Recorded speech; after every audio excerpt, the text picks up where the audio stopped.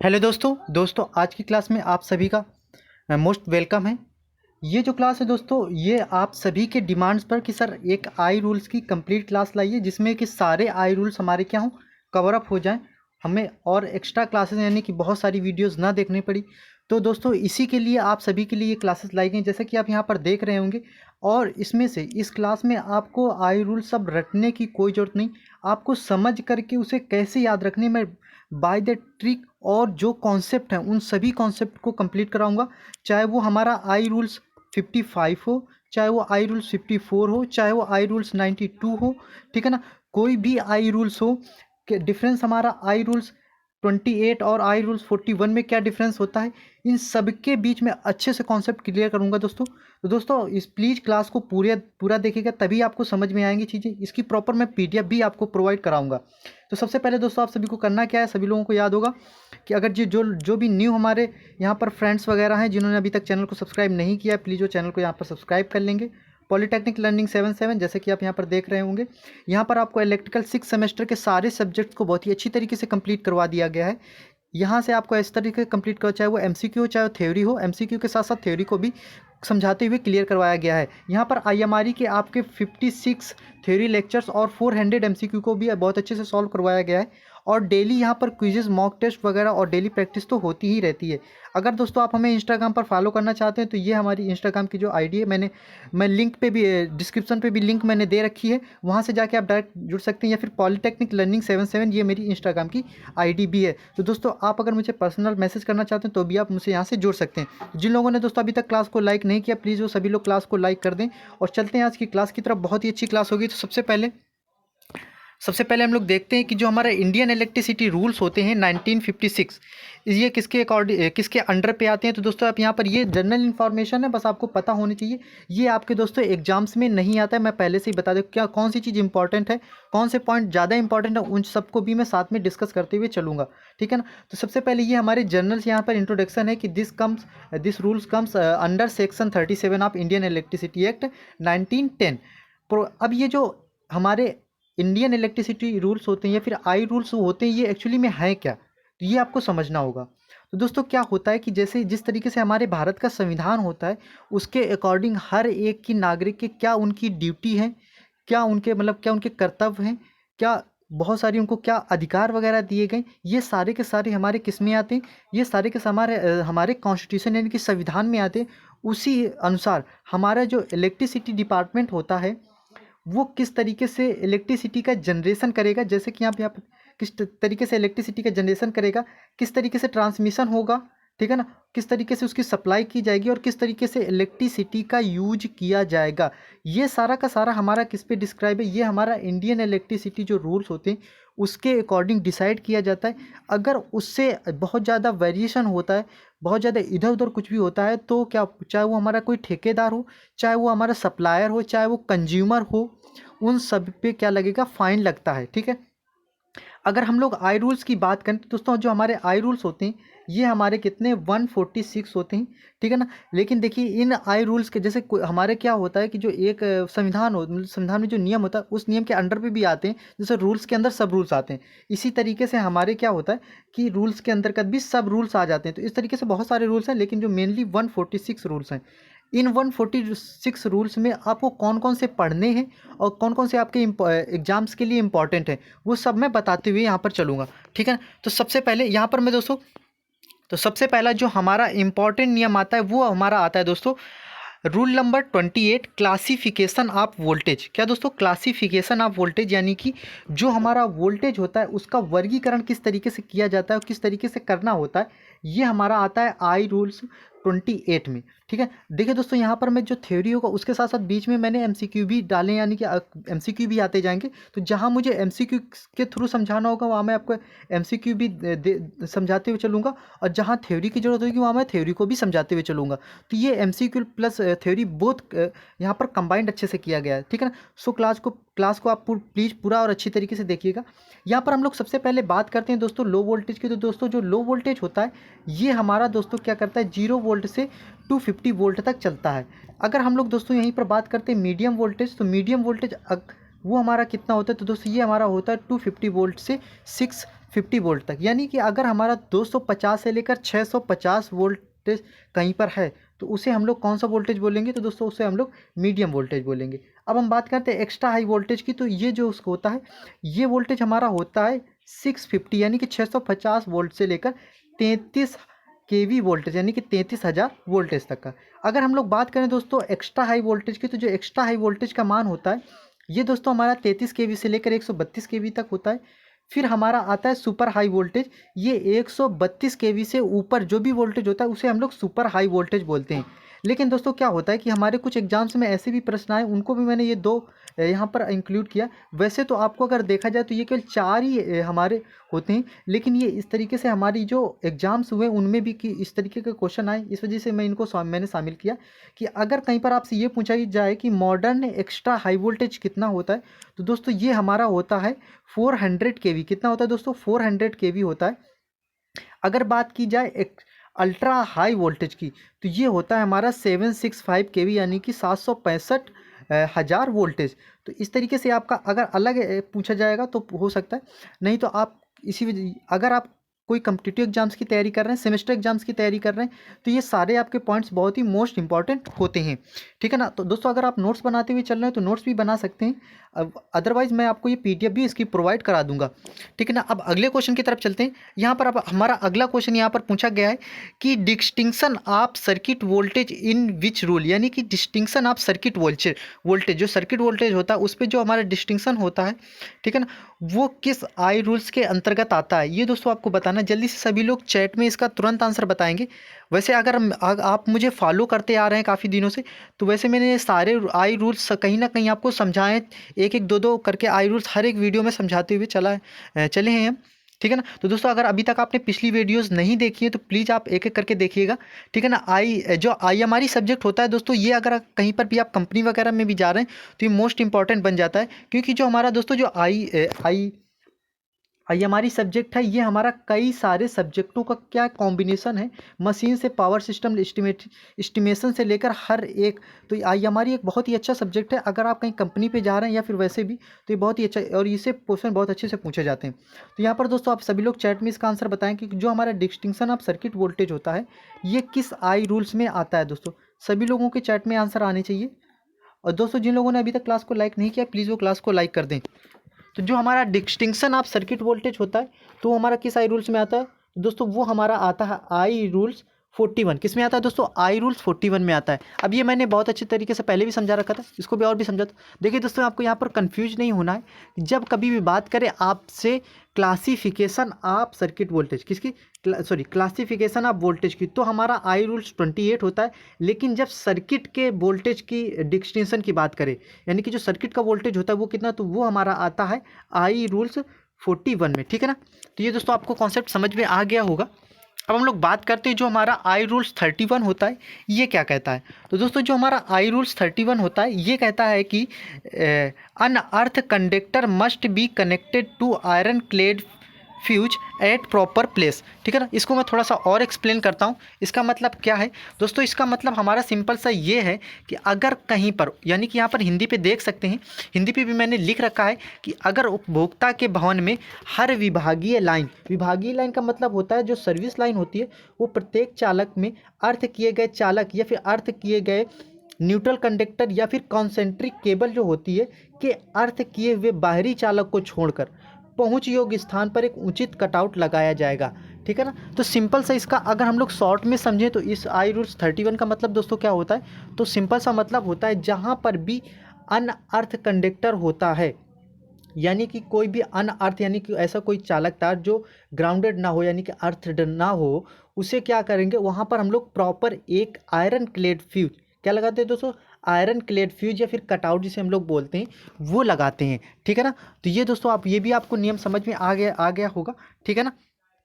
अब हम लोग अगले क्वेश्चन की तरफ चलते हैं। अगले अगला हमारा आई रूल 61 है। अब जो आई रूल 61 है ये क्या कहता है, देखिए दोस्तों क्या किया मैंने, जो एक तरीके के जो हमारे जो रूल्स होते हैं वो मैंने एक तरीके से वहाँ पर मैंने उनको एक साथ रखा है। यहाँ पर जो हमारा आई रूल 61 होता है, ये जो आई रूल्स ये बताता है, ये आई रूल 61 होता है अर्थिंग से, यानी कि जो अर्थ कनेक्शन होता है, यानी कि कहाँ पर भू संयोजन देना पड़ेगा।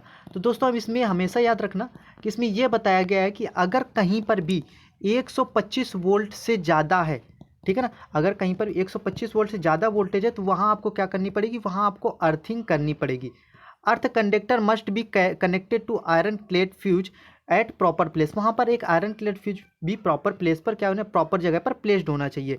यहाँ पर अर्थिंग के प्लेस को भी, यानी कि जब अर्थिंग प्लेस होता है वो कैसा होगा, मतलब उसके लिए भी जो हमारे कुछ नियम होते हैं वो भी यहाँ पर बताया गया है। इसके बाद ये भी बताया गया है कि suppliers are provide and maintenance on consumer prices for consumer use a suitable earth terminal in an accessible position, यानी कि स्टार्टिंग में क्या होता है कि जो सप्लायर होता है वो भी कहीं ना कहीं क्या करेगा, वहाँ पर प्रॉपर जो जब भी कंज्यूमर के पास सप्लाई देगा तो वहाँ पर प्रॉपर वगैरह अर्थिंग वगैरह की व्यवस्था को देखेगा, ठीक है ना। तो ये हमारा आई रूल 61 में आता है। आपको यहाँ पर पहली लाइन यहाँ पर जो मोस्ट इंपॉर्टेंट याद रखनी है कि हमारा जो आई रूल्स होता है दोस्तों, यही फर्स्ट लाइन ही मोस्टली बताई जाती है, ठीक है ना, कि कहीं पर भी अगर 125 वोल्ट से ज़्यादा वोल्टेज है तो आपको वहाँ प्रॉपर अर्थिंग, यानी कि वहाँ पर आपको अर्थिंग करनी पड़ेगी। ये हमारा आई रूल्स किस में आता है, 61 में आता है, ठीक है ना दोस्तों। अब हम लोग बात करते हैं कि जो हमारा आई रूल्स 32 होता है उसमें क्या बताया गया, तो इसमें यह बताया गया कि भू किए गए न्यूट्रल चालकों की पहचान और उसमें लगाए जाने वाले स्विच तथा कटआउट का स्थान क्या होगा। तो दोस्तों जो हमारा आई रूल्स 32 क्या कहता है, आई रूल्स हमारा 32 ये कहता है, ये हमारा सिंपल से समझिए, ये हमारा अर्थिंग प्लेस को इंडिकेट करता है, यानी कि जो अर्थिंग का जो प्लेस होता है उसको इंडिकेट करता है, यानी कि वहाँ पर कैसा एरिया उसका कैसा होगा, प्लेस जो होगा वहाँ पर कहाँ कैसे सप्लाई स्टार्ट होगी, वो सबके बीच बताया जाता है। यानी कि भू संपर्कन किया हुआ न्यूट्रल चालक या चालक जिसको इनसे जोड़ा जाना है, स्वामी एक उचित चिन्ह लगाएगा ताकि इन चालक और जीवित चालकों में पहचान की जा सके। यानी कि जहाँ पर भी भू चालक और न्यूट्रल चालकों की जो अर्थिंग वगैरह होगी उनको प्रॉपर पहचान वगैरह और कटआउट का स्थान जो निर्धारण होता है वो हमारा आई रूल्स 32 में आता है। अगर हम लोग अब बात करते हैं आई रूल्स 33 की, तो इसमें क्या बताया गया है, तो दोस्तों इसमें हमारा बताया गया है कि जो हमारा मीडियम वोल्टेज होता है, लो वोल्टेज होता है, हाई वोल्टेज होता है, यहाँ पर बस प्रॉपर हमें क्या अर्थिंग रिक्वायर्ड होती है, यानी कहीं पर भी चाहे हमारा मीडियम वोल्टेज हो चाहे हमारा लो वोल्टेज हो, यहाँ पर हमें क्या होता है, प्रॉपर अर्थिंग की रिक्वायरमेंट होती है।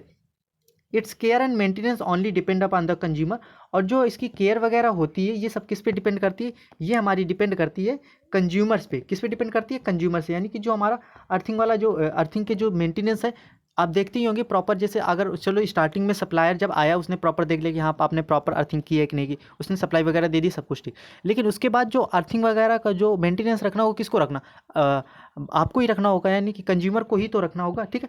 इसके बाद हम लोग बात करते हैं आई रूल्स 34 की। अब आई रूल्स 34 क्या कहता है, इसमें ये दोस्तों बताया गया, बहुत ही इंपॉर्टेंट रूल है। इसमें यह बताया गया है कि any building a wire without insulator not placed at such height then the person reach with stool table for extra effort find conductor did switch must be placed.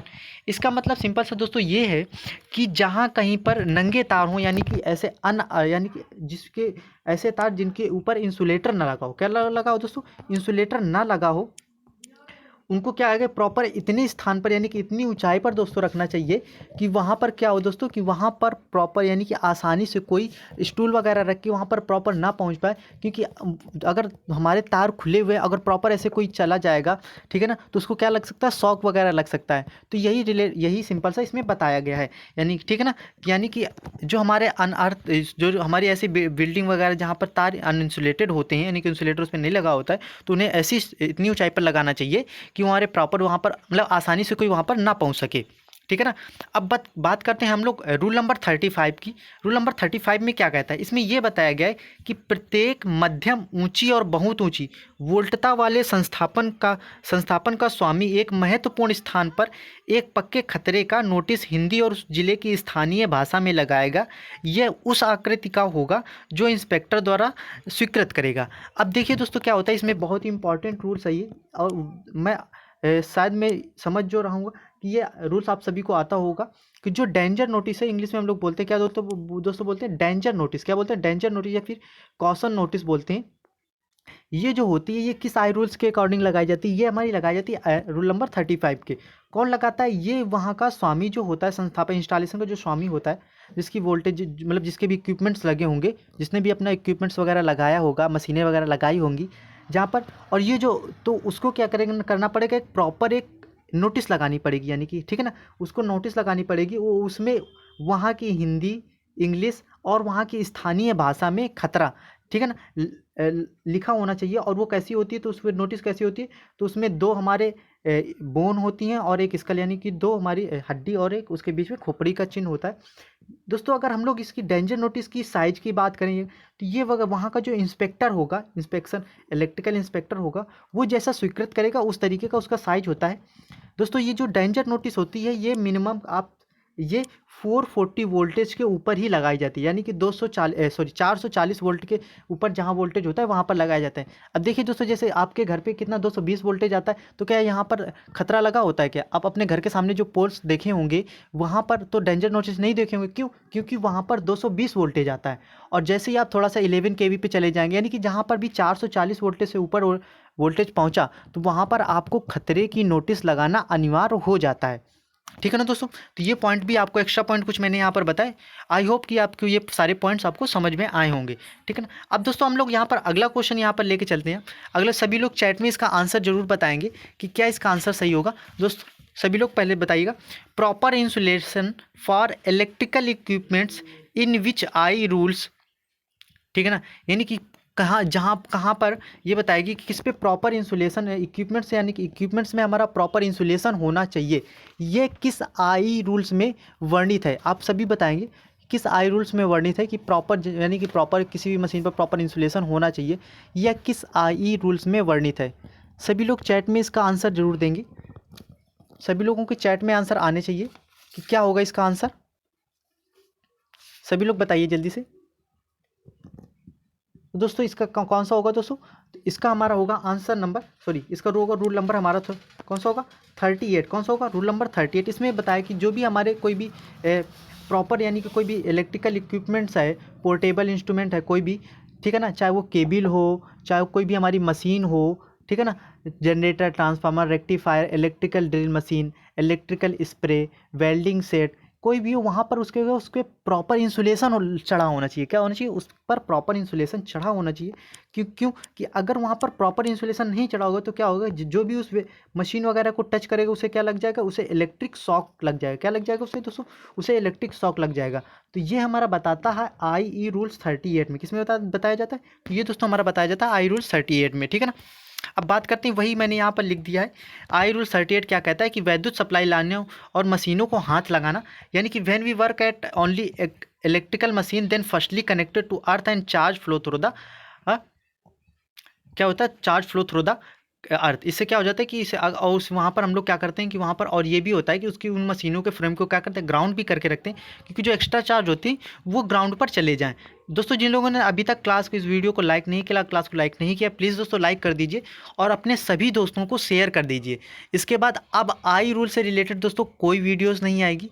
अब ये लास्ट है, इसी में सारे आई रूल्स मैं आपको यहाँ पर एक एक आई रूल समझाते हुए आपको यहाँ पर चलूँगा। सो दोस्तों अगर आपको कोई डाउट भी हो तो आप यहाँ पर पूछते रहिएगा, क्योंकि लाइव क्लास की बात ही दूसरी होती है, क्योंकि आप मुझसे यानी कि रियल टाइम में चैट भी कर पाते हैं, आपका जो डाउट्स है वो भी पूछ पाते हैं। तो दोस्तों आप 100 वॉचिंग तो आप सभी लोग पहुंचा ही दीजिए। सभी लोग जितना हो सके, जितना ज़्यादा से ज़्यादा हो सके शेयर कर दीजिए क्लास को। ठीक है ना?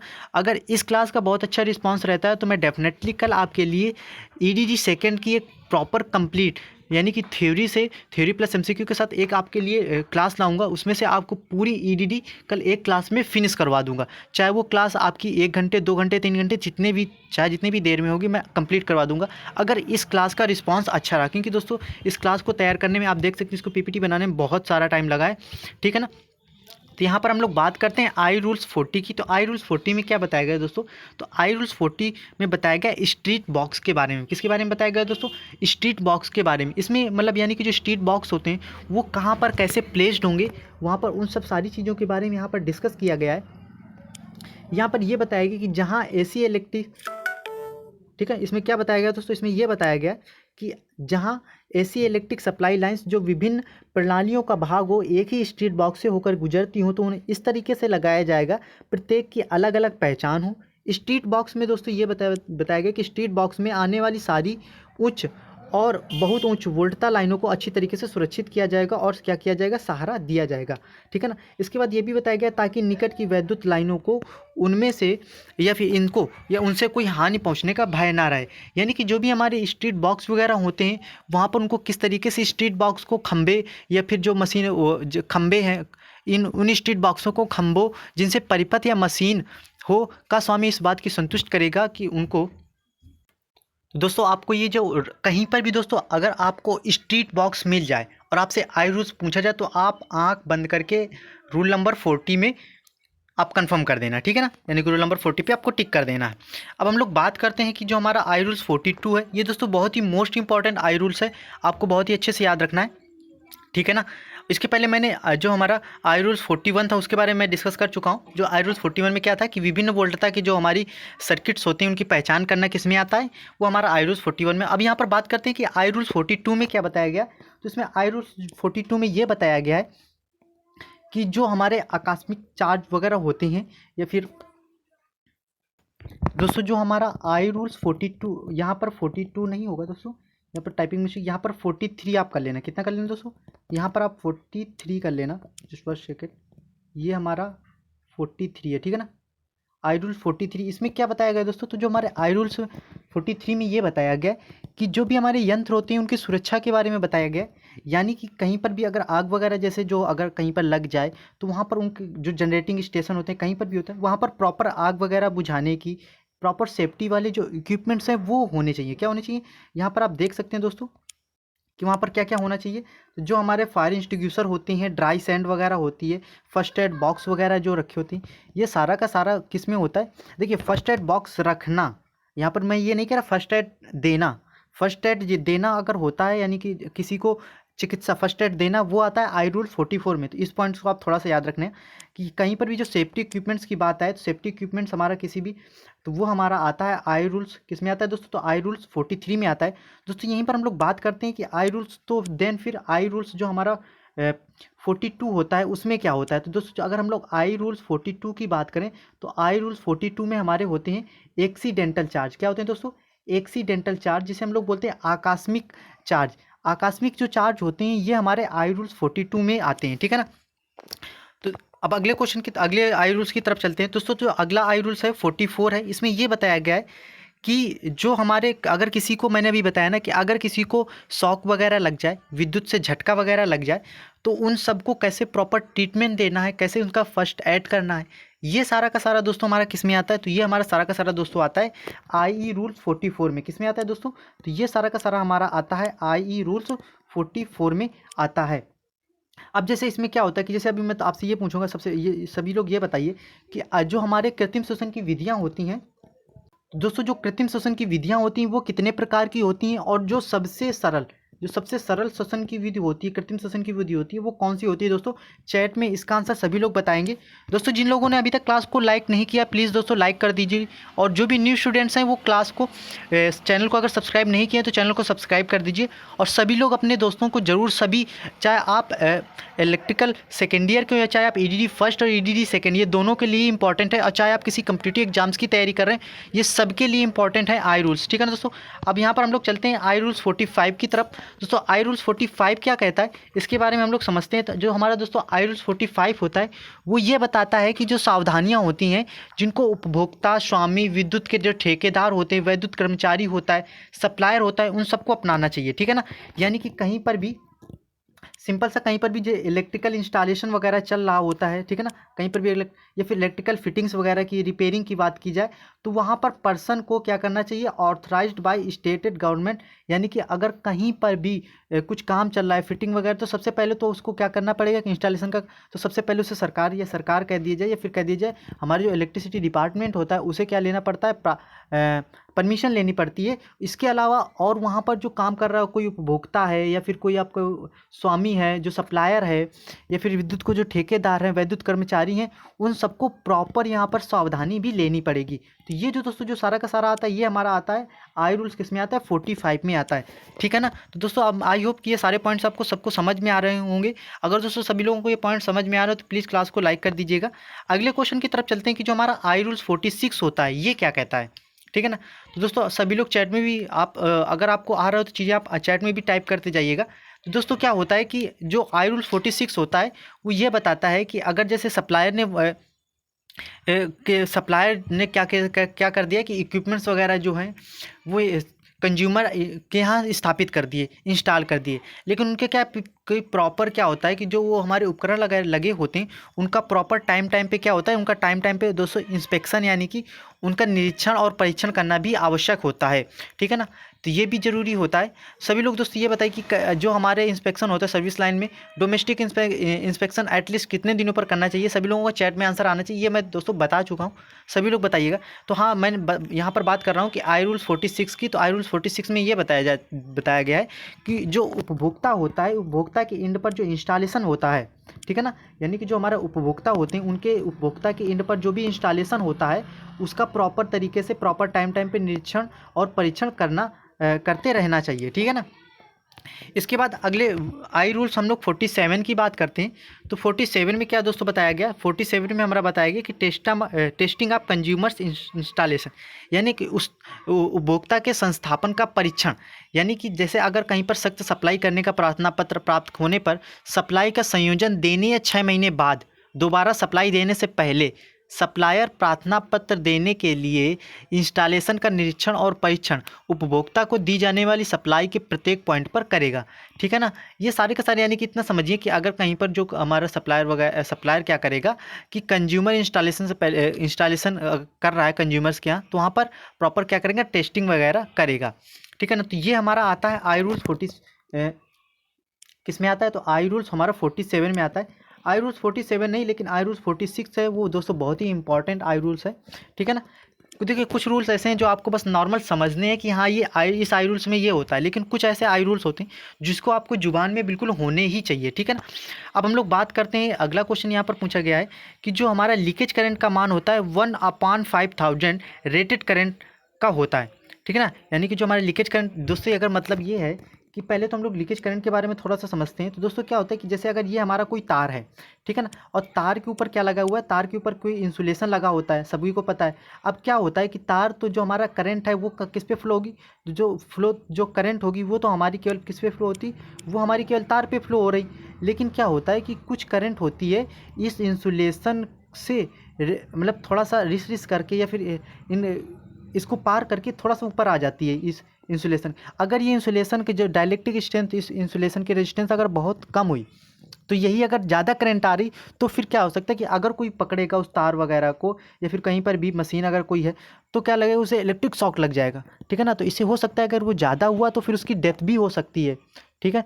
तो इन सब से इसमें यह बता दिया गया है कि जो लीकेज करंट है, ठीक है ना, जो लीकेज करंट है वो कितना होना चाहिए। तो कितना होना चाहिए, तो वो हमारा रेटेड करंट है। अगर यहाँ पर 1 एम्पियर की करंट जा रही है तो लीकेज करंट हमारा कितना मान है, इसका 1/5000। अगर दोस्तों इतना है तो हमारा जो सप्लायर होता है वो कंज्यूमर्स एंड पर यानी कि कंज्यूमर को सप्लाई दे देगा, यानी कि उसके यहाँ अगर लीकेज करंट का मान इतना है तो प्रॉपर दे देगा। लेकिन अगर इससे कहीं ज़्यादा हो जाता है तो वो क्या करेगा, पहले तो 24 घंटे पहले एक चेतावनी देगा, उसके बाद अगर कुछ नहीं होता है तो फिर क्या कर देगा, जो सप्लाई को है वो कट कर देगा, ठीक है ना। तो ये कौन सा रूल है ये सबसे पहले बताना है। तो दोस्तों ये किस में आता है, तो ये हमारा आता है आई रूल्स 48 में। किस में आता है दोस्तों, तो ये हमारा आता है आई रूल्स हमारा 48 में आता है। तो ऑप्शन नंबर इसमें हमारा कौन सा सही है दोस्तों, तो ऑप्शन नंबर हमारा इसमें सेकंड सही है, ठीक है ना।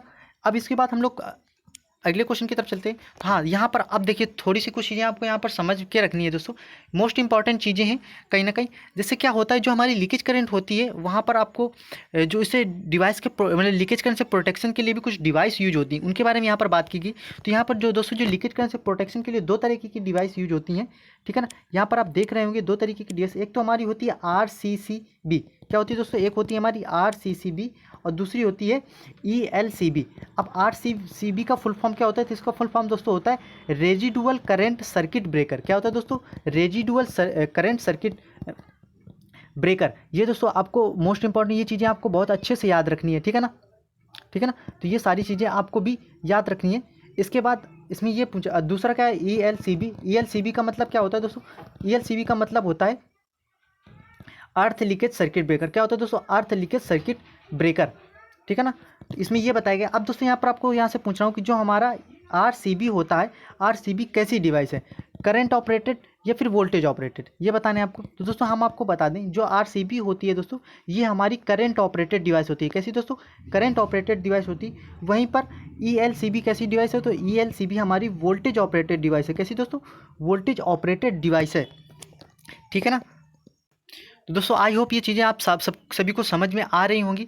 तो दोस्तों अभी मैंने यहाँ पर आई रूल्स 48 के बारे में बताया था कि आई रूल्स 48 ये में ये बताया गया है कि जो हमारा जो कंज्यूमर प्रोसेस, जो कंज्यूमर यूनिट्स में हमारी जो लीकेज करंट का मान कितना, तो वो दोस्तों हमारा 1/5000 से ज़्यादा नहीं होना चाहिए।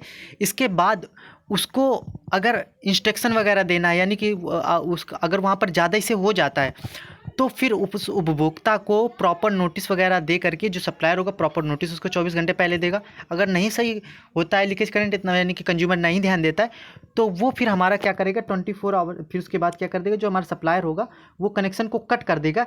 ये जो कनेक्शन को कट करना, ये हमारा आई रूल्स 49 में आता है। किस में आता है? आई रूल्स 49 में। यानी कि 48 में डिसाइड होता है कि हमारा रेटेड यानी कि लीकेज करंट कितना है, और 49 से हमारा क्या करता है, सप्लायर कंज्यूमर को कट कर देता है, सप्लाई को कट कर देता है अगर ज़्यादा हो गया उससे तो, ठीक है ना, लीकेज करंट का मान रेटेड करंट से। अब हम लोग बात करते हैं कि आई रूल्स 50 में क्या है दोस्तों। तो जो आई रूल्स 50 में क्या बताया गया, तो आई रूल्स जो हमारा 50 है, इसमें बताया गया कि जो उपभोक्ता की सप्लाई के बारे में बताया गया है।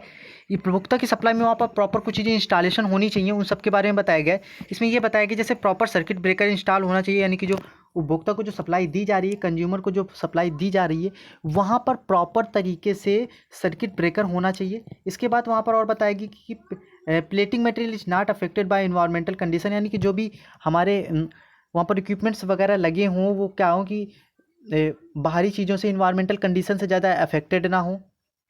जो लाइव वायर होता है, यानी कि जीवित तार होता है, ठीक है ना, फेज वायर भी कह दे सकते हैं इसको, जो वो कैसा होना चाहिए, मस्ट नॉट बी ओपन, यानी कि ऐसे ही खुला नहीं होना चाहिए कि उसे कोई पकड़ ले और शॉक लग जाए।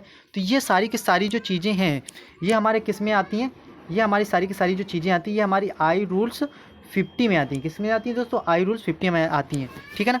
अब हम लोग बात करते हैं, क्वेश्चन नंबर 7 यहाँ पर पूछा गया है आपसे। सभी लोग चैट में इसका आंसर बताएंगे।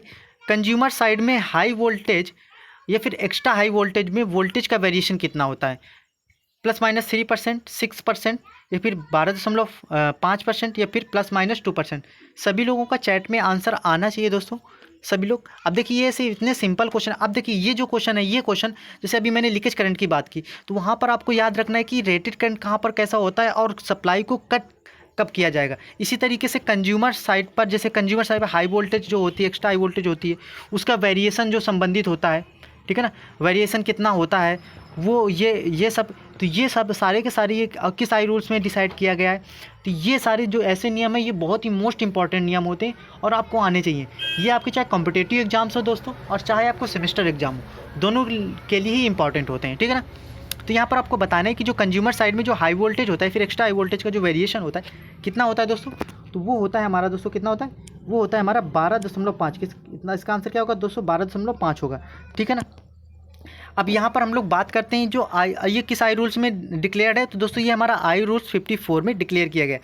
यानी कि जो वोल्टेज में कितना वेरिएशन होगा, ठीक है ना, यानी कि किसी वोल्टेज में कितना वेरिएशन होगा, ये सारा का सारा हमारा किस आई रूल्स में डिसाइड किया गया है? ये हमारा डिसाइड किया गया है आई रूल्स किसमें? आई रूल्स 54 में। किसमें डिसाइड किया गया? आई रूल्स 54 में डिसाइड किया गया है।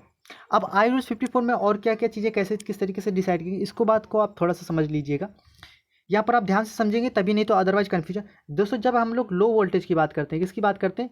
लो वोल्टेज की बात करते हैं, तो वहाँ पर जो वेरिएशन होता है वो +-6% होता है। कितना दोस्तों? +-6%। और हाई वोल्टेज में कितना होता है दोस्तों? तो वो हमारा होता है 12.5%। कितना होता है दोस्तों? 12.5%, ठीक है ना।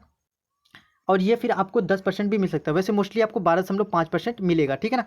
इसके बाद हम लोग अगले क्वेश्चन की तरफ चलते हैं। हाँ, अगले नियम यहाँ पर पूछा जा रहा है कि जो हमारा बताया जा रहा है कि जो आई रूल्स होता है 52, इसमें क्या बताया गया है? तो जो आई रूल्स दोस्तों 52 है, इसमें यह बताया गया है कि दूसरों के यानी कि जो दूसरों ने यहाँ पर दोषों के संबंध में निरीक्षक से प्रार्थना, यानी कि कहीं पर यहाँ पर आप थोड़ा सा सही कर लीजिएगा, क्योंकि ये दोस्तों ये टाइपिंग मिस्टेक हो जाती है। यहाँ पर दोस्तों दूसरों ने यहाँ पर दोषों के दोषों के संबंध में, ठीक है ना, दोषों के संबंध में निरीक्षक से प्रार्थना। इसमें यह बताया जाता है कि अगर कोई उपभोक्ता यह समझता है कि सप्लायर सप्लाई देने या फिर पुनः कनेक्शन देने से इस आधार या फिर बिना कारण पर मना कर रहा है कि संस्थापन पे दोष, अगर इंस्पेक्टर या उसकी शिकायत के लिए एक नया अधिकारी संतुष्ट हो जाता है कि संस्थापन में वह दोष नहीं है जिसकी सप्लायर में शिकायत है, तो वह लिखित आज्ञा देगा और इसके बाद सप्लायर उपरोक्त कारण पर सप्लाई देने से इनकार नहीं कर सकेगा और निरीक्षक से सूचना मिलने के 24 घंटे के अंदर पावर की सप्लाई शुरू कर देगा।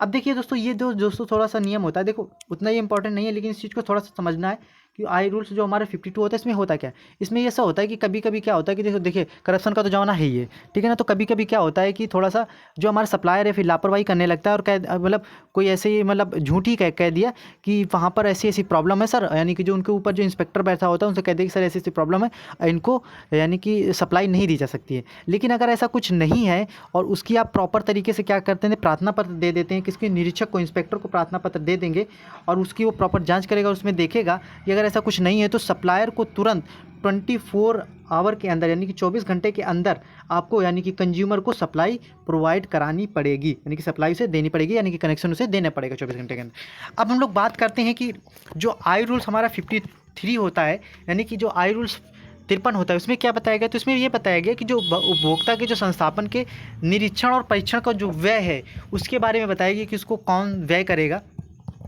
ठीक है ना। इसमें बहुत सारी ऐसे, देखो उसमें बहुत सारे ऐसा होता है कि जब इंस्टॉलेशन होता है तो उसमें जो कुछ भी होता है उसकी दर वगैरह क्या होती है। अब देखिए दोस्तों, ये भी होता है कि जो इंस्टॉलेशन की कॉस्ट होती है, कुछ ऐसी कॉस्ट होती हैं इंस्टॉलेशन की या फिर जो होती हैं वो कुछ तो हमारा वो जो सप्लायर होता है उसको देखना पड़ता है, कभी कभी कुछ चीज़ें होती हैं किसको, कंज्यूमर्स को देखनी पड़ती हैं। लेकिन क्या होता है कि कोई भी अगर फॉल्ट होता है तो आपका कहीं ना कहीं सप्लायर के यहाँ से ठेकेदार जो भी कर्मचारी आता है आपका सही करता है।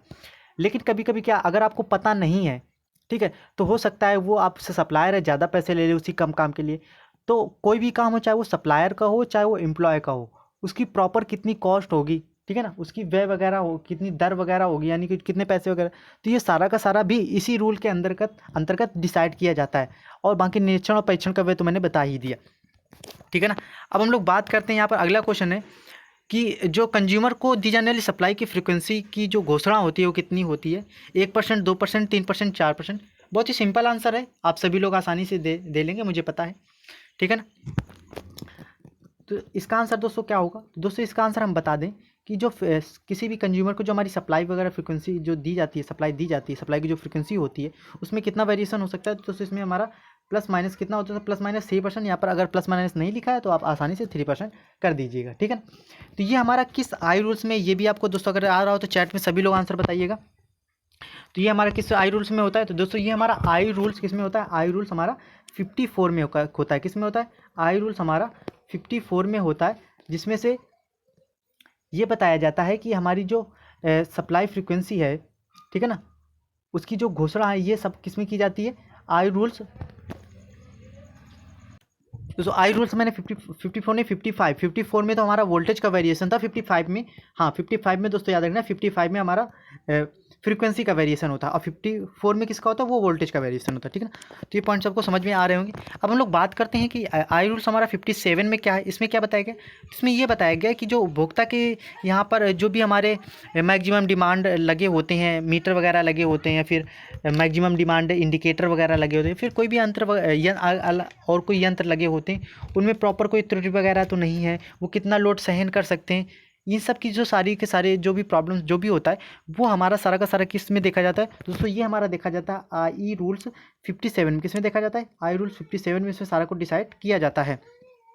इसके बाद हम लोग बात करते हैं आई रूल्स 59 की। आई रूल्स 59 में क्या बताया गया दोस्तों, इसमें यह बताया गया कि अगर सप्लाई फेल हो जाने के बाद सावधानियां या सूचना पत्र। अब देखिए दोस्तों क्या होता है कि कभी कभी पावर सप्लाई फेल हो जाती है तो उसके अगर हमने कहीं उसका कैसे सूचना पत्र देना है, जो भी सारी चीज़ें होती हैं जैसे कि अगर सप्लायर का हर संभव सावधानी रखेगा, सप्लाई कभी अचानक खराब ना होने पाए, इसको समय समय पर बदलते रहते हैं, मरम्मत करते वगैरह रहते हैं, जिससे कि अब इससे मतलब कि फेल होने का खतरा वगैरह भी नहीं रहता। लेकिन अगर कहीं पर कुछ भी आ जाता है, सप्लाई फेल हो जाती है, फिर कुछ भी है, उसके कैसे उसमें सूचना पत्र वगैरह देना, या फिर उसके क्या क्या प्रिकॉशंस वगैरह लेने होते हैं सप्लाई फेल ना हो, तो ये सारा का सारा हमारे किस में डिसाइड होता है? तो ये हमारा डिसाइड होता है दोस्तों आई रूल्स 59 में। किस में डिसाइड होता है दोस्तों? तो ये हमारा आई रूल्स 59 में डिसाइड होता है, ठीक है ना।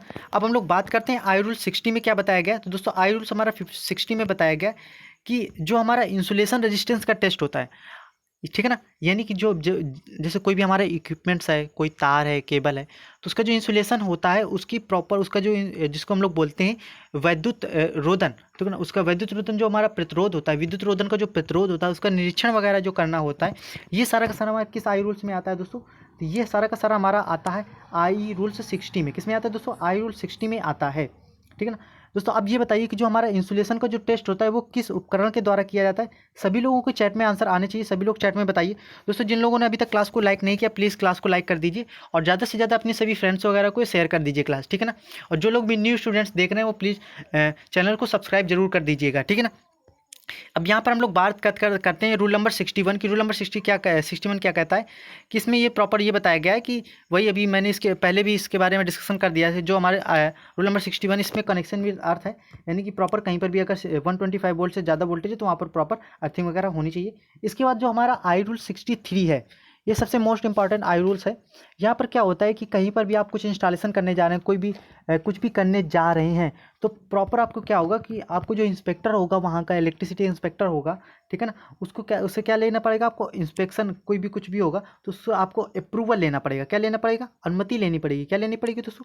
आपको अनुमति लेनी पड़ेगी। ये सारा का सारा हमारा बताया गया है आई रूल 63 में। क्या बताया गया? आई रूल 63 में बताया गया है कि अगर कहीं पर जो इंस्पेक्शन वगैरह का जो अप्रूवल वगैरह लेना होता है, या इंस्पेक्टर से कोई अप्रूवल वगैरह जो लेना होता है, वो हमारा आता है आई रूल 63 में, ठीक है ना दोस्तों। अब हम लोग बात करते हैं आई रूल 64 में क्या बताया गया। तो दोस्तों इसमें बताया गया कि use of high and extra high voltage. अब क्या होता है दोस्तों, ये देखिए जो हमारा अब अच्छा सभी लोग चैट में ये तुरंत लिख डालिए कि जो हमारा जो लो वोल्टेज कितना होता है और मीडियम वोल्टेज कितना होता है। और फिर इसके बाद ये बताइए कि यूज ऑफ हाई वोल्टेज और एक्स्ट्रा हाई वोल्टेज कितना होता है। तो अगर अभी आप स्टार्टिंग से देखते चले आ रहे हैं, आपको पता होगा तो हाई और एक्स्ट्रा हाई वोल्टेज कितना होता है दोस्तों। ये हमारा कहीं ना कहीं इसके कितने तक चला जाता है दोस्तों? तो ये हमारे 650 को ऊपर चला जाता है, वो हमारा 6 हाई वोल्टेज होता है ये हमारा, ठीक है ना। तो अगर कहीं पर भी आपका आप समझ लीजिए जहाँ से 650 से वोल्टेज जहाँ पर भी ऊपर होगा, तो वहाँ पर उसके जो हाई वोल्टेज होता है, एक्स्ट्रा हाई वोल्टेज होता है, उसका किस तरीके से यूज करना है प्रॉपर, सॉरी वो जो पावर है, ठीक है ना, एक्स्ट्रा हाई या फिर हाई वोल्टेज की जो पावर है, उसको किस तरीके से यूज करना है, ये हमारा सारा का सारा दोस्तों आता है आई रूल 64 में। किस में आता है दोस्तों? आई रूल में 64 में, यानी कि किस तरीके से वहाँ पर कौन कौन सी सारी प्रिकॉशंस, क्या चीज़ें याद में रखनी पड़ेंगी, ये सारा का सारा हमारा किस में आता है? आई रूल 64 में आता है।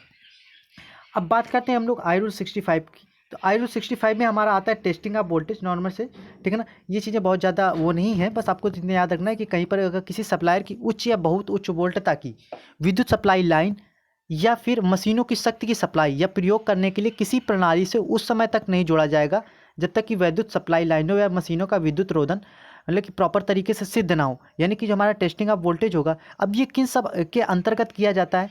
तो ये दोस्तों हमारा 2 स्टैंडर्ड होते हैं, आप सभी को पता होगा 2 तरीके के स्टैंडर्ड होते हैं, ठीक है ना। एक तो हमारा स्टैंडर्ड होता है ISI, ठीक है ना, जिसे हम लोग बोलते हैं इंडियन स्टैंडर्ड। एक होता है BSI। क्या होता है दोस्तों? BSI ब्रिटिश स्टैंडर्ड होता है, ठीक है ना। ब्रिटिश स्टैंडर्ड 2 तरीके के स्टैंडर्ड होते हैं, ठीक है ना। तो उनके अकॉर्डिंग ही हमारा वोल्टेज टेस्टिंग ऑफ वोल्टेज होता है। इसके बाद हम लोग बात करते हैं कि आई रूल्स हमारा जो 66 है उसमें क्या कहता है। तो आई रूल्स दोस्तों हमारा 66 है, ये बताता है धातु के खोल में बंद विद्युत सप्लाई लाइनों में अधिक क्षरण रोकने के बारे में सावधानियां, यानी कि धातु के खोल में बंद जो विद्युत सप्लाई लाइन होती हैं उन सब पे क्या होता है कि इतना समझिए कि वहाँ पर कोई क्षरण वगैरह तो नहीं हो रहा, उन सब के बारे में हमें क्या क्या सब सावधानियाँ रखनी पड़ेंगी, ठीक है ना। जैसे अगर धातु चालकों के धातु अगर वह ट्यूब वगैरह में रखा गया है जो कंटिन्यूस होगी और भूमि से जुड़ी होगी, धातु के खोल की चालकता कायम रखी जाएगी कि खोल पर जंग वगैरह भी न लगने पाए, ठीक है ना। इसमें ये बहुत सारे ऐसे पॉइंट्स होते हैं जो आपको यहाँ पर याद रखने होते हैं। यहाँ पर यह भी बताया गया कि पूर्ण परिपथ जो सप्लाई के स्रोत से वैद्युत रूप से समाप्त होने वाले पॉइंट पर हो, उसमें उस प्रणाली की जो इस वैद्युत सप्लाई का भाग है भू अर्थ किए गए जोड़ों में लगाई गई धारा को सीमित करने के लिए ये यंत्र भी सम्मिलित होते हैं। यानी कि इतना समझिए सिंपल सा कि जो धातु के खोल में जो विद्युत सप्लाई लाइन होती है उसमें अधिक क्षरण धारा वगैरह रोकने के लिए सावधानियां वगैरह आई रूल 66 में बताई गई हैं। अब हम लोग बात करते हैं आई रूल 74 के बारे में। आई रूल 74 बहुत ही मोस्ट इंपॉर्टेंट आई रूल्स है जो आप लोगों को याद में रखना है, ठीक है ना। देखिए इसके पहले मैं थोड़ा सा एक आई रूल 69 के बारे में बता देता हूँ। अगर आई रूल 69 के बारे में वैसे अगर सभी ने आपने मैंने एक शॉर्ट मैराथन डेमो करके क्लास डाली थी इलेक्ट्रिक सबस्टेशन की, ठीक है ना, जिसमें से मैंने लगभग 20 या 30 मिनट्स में जो हमारा इलेक्ट्रिक सबस्टेशन जो चैप्टर उसको मैंने बहुत ही शॉर्ट नोट्स में समझाया था। दोस्तों अगर अभी तक आपने वो नहीं देखा तो प्लीज़ जाके देख लीजिएगा, चैनल पर प्लेलिस्ट प्रॉपर तरीके से बनी हुई है, ठीक है ना। दोस्तों अगर आपको कोई प्लेलिस्ट वीडियो नहीं मिल रहा है कुछ भी तो आप मुझे मैसेज कर सकते हैं, इंस्टा पे मैसेज कर सकते हैं, टेलीग्राम पे मैसेज कर सकते हैं, ठीक है ना, प्रॉपर ईमेल कर सकते हैं, कुछ भी, ठीक है ना। यहाँ पर ये बताया गया कि पोल टाइप सबस्टेशन जो होता है वो किस आई रूल्स में आता है। तो जो पोल टाइप सबस्टेशन होता है ये उसमें यहाँ का प्रॉपर यानी कि वहाँ पर कैसे लकड़ी की जो खंभे होंगे या फिर कोई भी चबूतरा वगैरह बना कुछ भी होगा तो वो हमारा आता है पोल टाइप सबस्टेशन आई रूल 69 में। किस में आता है दोस्तों? आई रूल 69 में। अगर ये चीज़ें आप ये पॉइंट्स आपको समझ में आ गए सभी लोग चैट में टाइप कर दीजिएगा। इसके बाद हम लोग बात करते हैं इंस्टॉलेशन ऑफ कंडेंसर की। अब कंडेंसर का प्रयोग क्या होता है? तो जो कंडेंसर का प्रयोग पावर फैक्टर के इंप्रूवमेंट में होता है, ठीक है ना, सभी को पता होगा। तो ये जो हमारा पावर फैक्टर के इंप्रूवमेंट में जो कंडेंसर का प्रयोग, अब ये कंडेंसर किस आई रूल्स में? तो ये हमारा आई रूल्स 70 में, आई रूल 70 के अंतर्गत ये बताया जाए कि सप्लाई के बंद हो जाने पर स्टैटिक कंडेंसर में तुरंत ही अपने आप वैद्युत सप्लाई निकल जाने के लिए उचित प्रबंध वगैरह किया जाएगा। यानी कि कंडेंसर से संबंधित कहीं पर भी आई रूल्स आ जाए तो वो हमारा आई रूल 70 में होता है। अब यहाँ पर हम लोग आई रूल 74 की बात करते हैं। आई रूल 74 में क्या बताया गया दोस्तों आई रूल 74 में ये बताया गया है कि जो हमारे ओवरहेड ट्रांसमिशन लाइन होती है, उनके कंडक्टर होते हैं, उनकी मैकेनिकल स्ट्रेंथ और मटेरियल के बारे में बताया गया है, ठीक है। यानी कि सिंपल से समझिए कि जो हमारे ट्रांसमिशन लाइन होती है, फिर ओवरहेड ट्रांसमिशन लाइन होती है, दो पोल्स हैं। अब यहाँ पर ये लाइन इनकी प्रॉपर एक स्ट्रेंथ भी होनी चाहिए। अगर बहुत ही लूज मटेरियल के होंगे तो क्या हो जाएंगे? टूट जाएंगे। अगर इसमें थोड़ा सा कुछ भी, अगर कोई हल्का फुल्का सा पेड़ वगैरह गिर गया भी तो भी ये टूट जाए। तो इनकी एक प्रॉपर स्ट्रेंथ होती है, वो भी यहाँ पर बताया गया है कि वो कितनी होनी चाहिए। तो इसमें ये बताएगी कि मैकेनिकल स्ट्रेंथ 317.5 kg से कम नहीं होनी चाहिए। लेकिन अगर हम लोग लो वोल्टेज की बात करें तो लो वोल्टेज में दोस्तों ये हमारी कितनी, तो 136 किलोग्राम तक चल जाती है, ठीक है ना। तो ये पॉइंट्स भी दोस्तों ये मोस्ट इंपॉर्टेंट पॉइंट्स हैं जो आपको याद में रखने होंगे, ठीक है ना दोस्तों।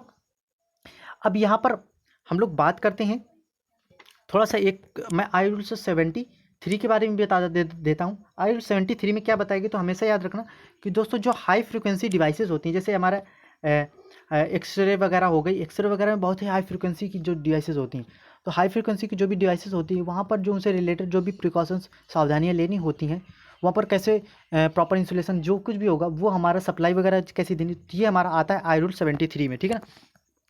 कैसे जो एक्स्ट्रा हाई मतलब एक्सरे वगैरह को जो हमारी सप्लाई दी जानी होती है, यानी कि हाई फ्रिक्वेंसी सप्लाई देनी, ठीक है ना।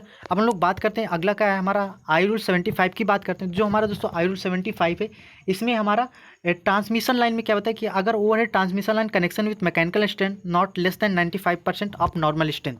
इसमें दोस्तों ये बताया गया है कि दोस्तों जो हमारी ट्रांसमिशन लाइन होती है, अगर या फिर कोई भी हो ट्रांसमिशन लाइन हो, तो इनमें अगर कहीं पर जोड़ वगैरह दिया जा रहा है, ठीक है ना, जोड़ वगैरह दिया जा रहा है तो उसकी जो स्ट्रेंथ है वो, उसकी जो नॉर्मल स्ट्रेंथ होती है, तार की जो नॉर्मल स्ट्रेंथ है उसकी 95% स्ट्रेंथ से कम नहीं होना चाहिए, ठीक है ना।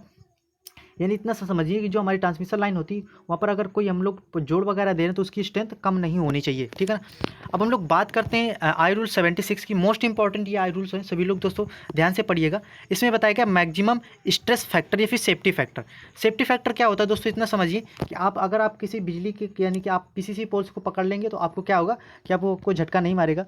लेकिन आप वहीं पर अगर कहीं पर आपने लोहे का खंभा, लोहे का अपने पोल पकड़ लिया और उस पर कोई लीकेज वगैरह आ गया तो उससे आपको शॉक वगैरह लग सकता है। तो क्या हो, कौन सा किस में आपको ज़्यादा सेफ्टी है? तो आपको पीसीसी पोल्स में ज़्यादा सेफ्टी है स्टील पोल्स के मुकाबले में, ठीक है ना। तो इसमें यही बताया गया है कि जो हमारा मैक्सिमम या फिर सेफ्टी फैक्टर होता है ये किस चीज़ के लिए कितना होता है दोस्तों, ये मोस्ट इंपॉर्टेंट है।